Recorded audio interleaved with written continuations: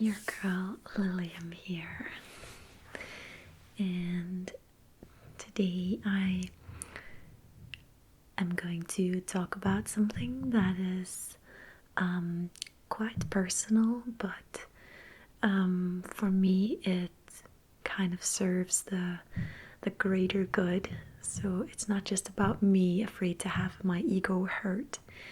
So, and this week is Mental Awareness Week, and I wasn't aware of this, and I immediately had to start recording and record this video for you because I wanted to address this topic, especially, because practically everyone I know, either know someone with a mental illness or they are affected themselves. So it's pretty huge, and depression is quite a huge illness. So many people get affected by depression, and other people, like myself, have other mental illnesses. And this video is not just, gonna be me talking about my mental illness, but it's also going to be about how you guys can help others in a tough situation. If people need help, you can always be there for them and be the support that they need. So, to start out with, I suffer from a mental illness, and I suffer from borderline personality disorder. And I know borderline has a very, it has a bad reputation in a sense, because many people with the illness are, typically perceived as very manipulative, very, they can be very hysteric, aggressive, and very, very emotional and hard to be in a relationship with, either a romantic one or a friendship, or be in, close family relation. So I wanted to, talk about my illness for a little bit, just to break the stigma a bit, because people, when they look at me, they say, oh, you don't look like someone who has a mental illness. And I don't look like that. I look very normal, or, I don't know how else I'm supposed to look. But it's really all about what you perceive, and things we might find normal, are not so normal. And my whole life, like in my case, and I know a few other people, lovely people, who also suffer from the same illness that I do. So from a very young age, for as long as I can remember, I've always had very little idea who I was.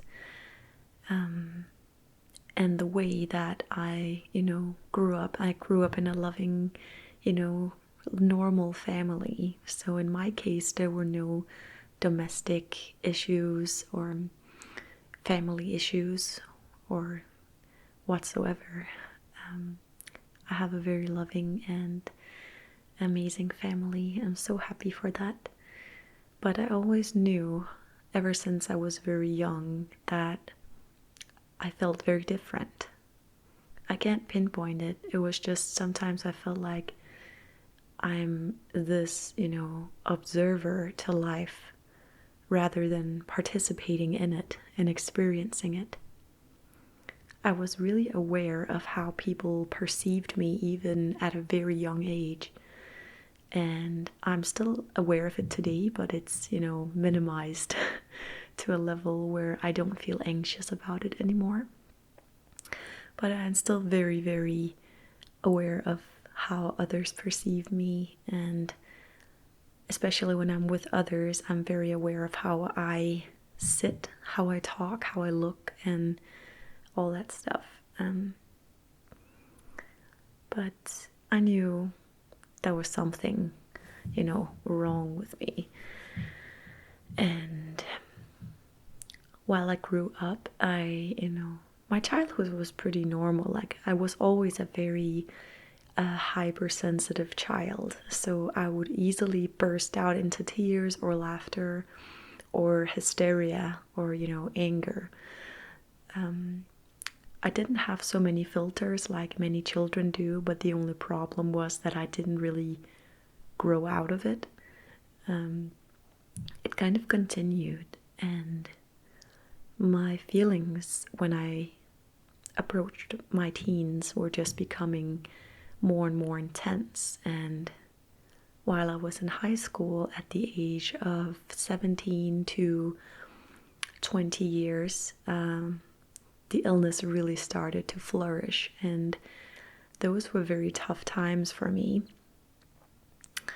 And I went through all the classical symptoms that borderline people go through, meaning I had very black and white thinking, meaning there was no gray area. I didn't have any divisions to put my perspective of things into. Either it was super good, all bright and white, or it was black as the night. It was really bad, really dark. And that was also how I felt on the inside. I was completely incapable of handling my own emotions, however hard I tried. I had still very little idea of who I was, so the sense of identity is kind of lacking. And I would go through many phases of trying different clothes, hanging around with, both hippies, goths, and, normal people to try myself out. Like, where do I fit in? That was my whole kind of issue. I didn't feel like I fit in anywhere. Even if people were nice to me, I still felt very alone, even in a crowd of people who I knew in my mind liked me, but I never felt it. So I always felt very alone, and kind of like I was going through this whole crazy thing by myself, which is not, it was not very nice. And I'm sorry if I'm smiling from time to time. It's not because I think it's funny. I guess it's just my way of handling or, thinking about it. So, and when I got out of high school, then, I went down a really bad path and things became even worse. So I was majorly depressed and I didn't feel very good. I was very self-destructive in almost any way I could possibly be self-destructive. And that was the only way I tried to handle and cope with my emotions, because I didn't know how else to do it. So, I would go out a lot, drink a lot, or I would exercise every day and become very skinny to relieve my emotions. Or I would go shopping and spend an excessive amount of money to keep my mind off of, whatever I was feeling or going through. And for you people with borderline out there, I'm really glad that you're here and that you're seeing this. And also for you other people who, maybe know someone with borderline or depression or something else. Because, you can really be there for them. And even if they try to push you away, it's all they need is someone to hold them really tightly and close. And it can be very, very difficult because it is intense and it is nerve-wracking. And it is so, so hard to be there for someone who feels so bad.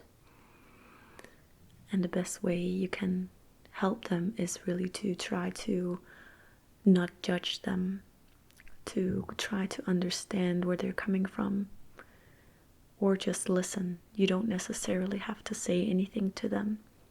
As long as they can share their feelings and thoughts with you, you've already cut their stress into half.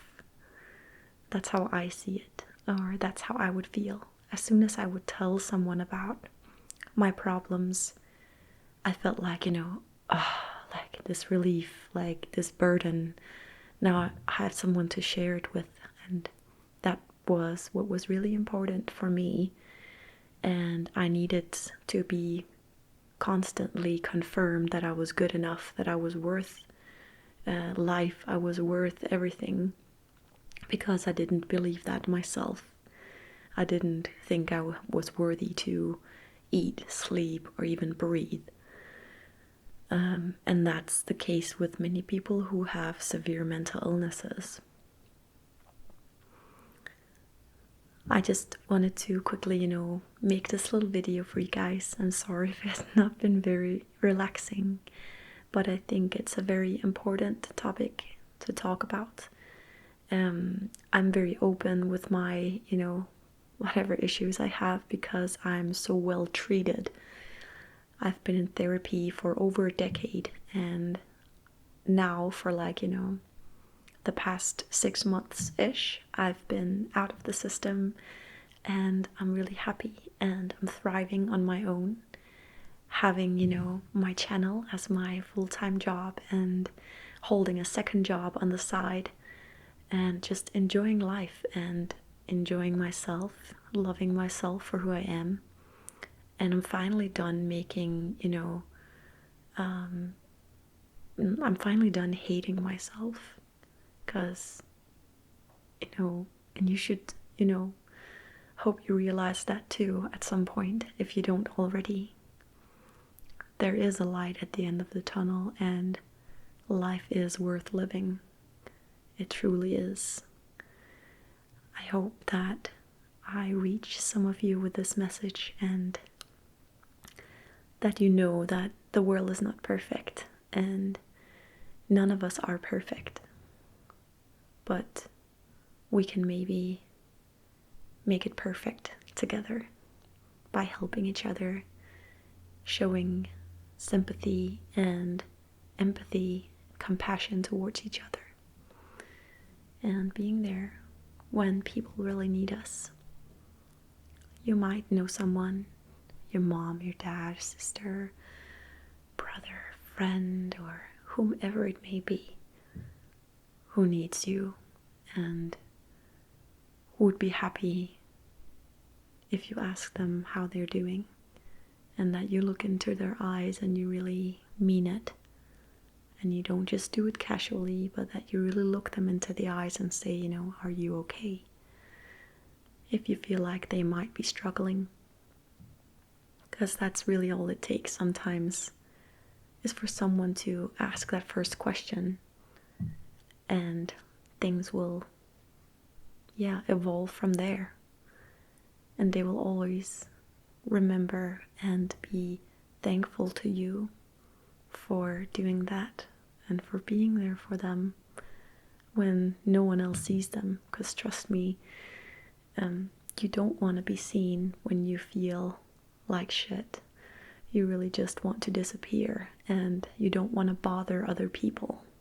That's maybe why they didn't tell you, or that they're just quiet, or like sneaking around, always making jokes, kind of creating distance between you and them. That's what I usually would do. My facade would be my smile and my humor. I would always shield people off, or shield myself off, by throwing jokes their way, making them smile so they could forget about me and forget about how I'm doing. So, and pretend that things were okay when they were literally going to hell.